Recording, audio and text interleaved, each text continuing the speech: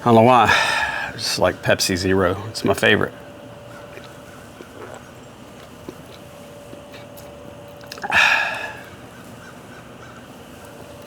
I've got a really big announcement to make. Big personal transition in my life with my wife that happened. But let me just set the stage to help you understand the big announcement. I've always had a passion for cooking at a very young age. I've always enjoyed cooking, and you know, one of the things I can remember when I was 18 or 19 years old, I would open up the refrigerator late at night and I would pull ingredients and leftovers out of the fridge and I would put things together. And I knew at a young age, like 30 years ago, that I understood flavor profiles and how to pair seasonings and sauces and what flavors combinations would go together. It's just something that I understood at a young age, and a lot of people have to go to get classically trained in order to understand that stuff. Not that I'm a classically trained pro chef at all, but that's just my learning curve. It just came natural to me. My grandmother was born and raised in Italy. My mom's a great cook. And so it just all kind of came natural to me, cooking did, and it always has. Two things that I get asked more often than not, and than any other question, is number one, were you classically trained as a chef?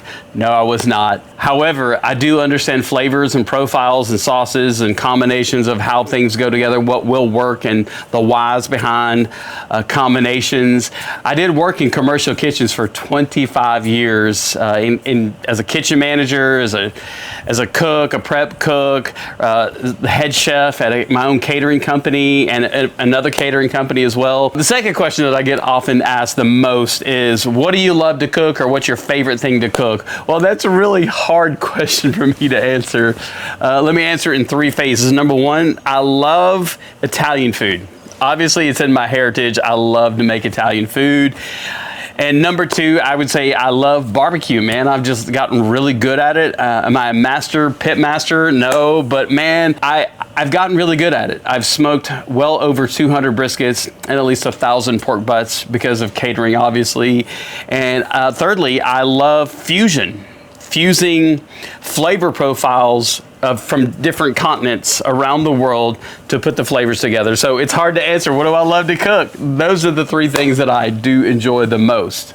Now, for that big announcement that's been weighing on me and my wife heavily, but before I say it, there's three core values that I try to always live by in my life. That is faith, family, and food.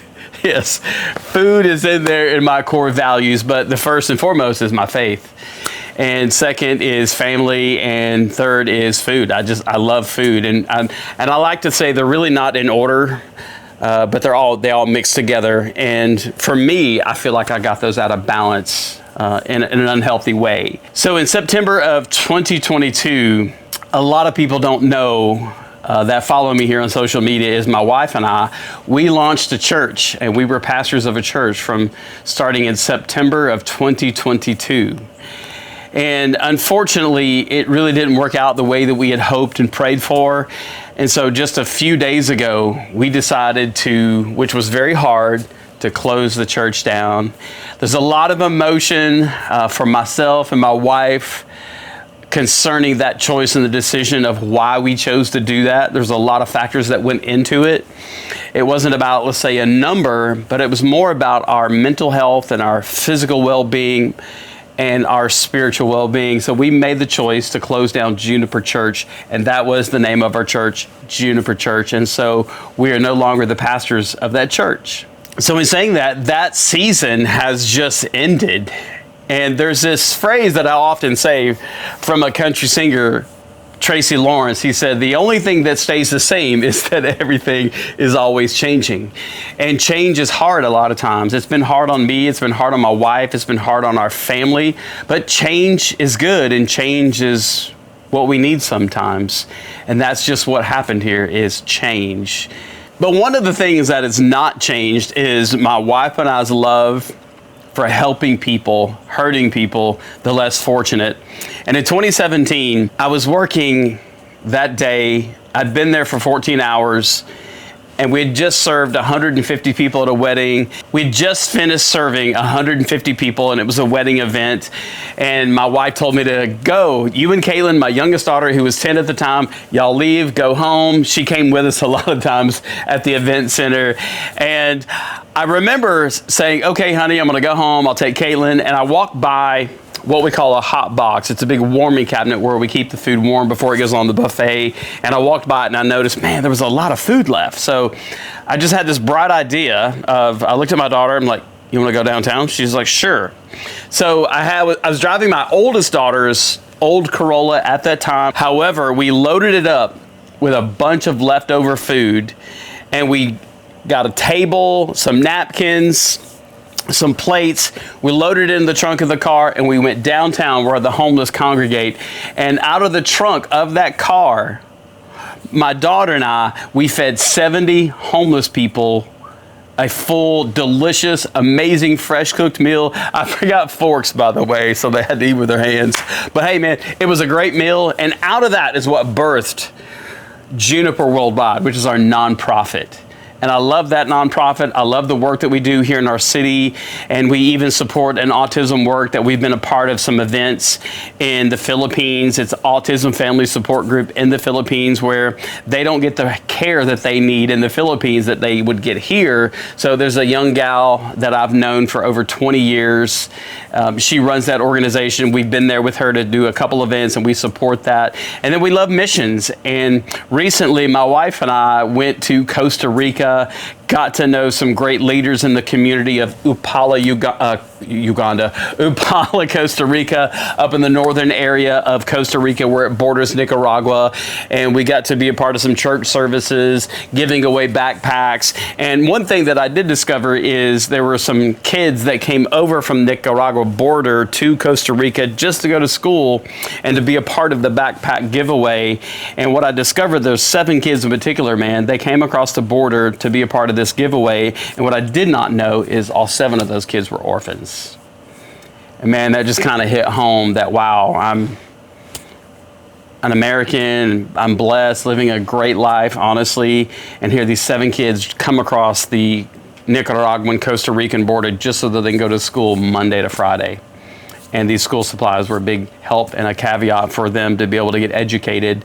So they kind of hit me right there. And then I also found out the pastor at the church who is hosting this, and they also do a lot of the trainings for the community, is I've got a picture of me standing with him in a kitchen that they're trying to build that's much bigger so that they can serve the community better. And it's not built yet, it's not finished. And I just had this thought, I filmed a video in front of that unfinished kitchen. I took a few pictures. I'm like, man, what if I could help him finish that kitchen? That would be amazing. And the reason that we went to Costa Rica is a couple of our missionary heroes, Jack and Sherry, who I've really known for a long time, about 30 years. You know, they've been going to this area of Costa Rica for a long time, and they invited us to go along, and they're just so inviting and warm. They invited us along on the trip. And so that's how we got connected to Costa Rica. And one of the reasons that my wife and I said yes to going to Costa Rica with Jack and Sherry Harris is because there was an imbalance in my life.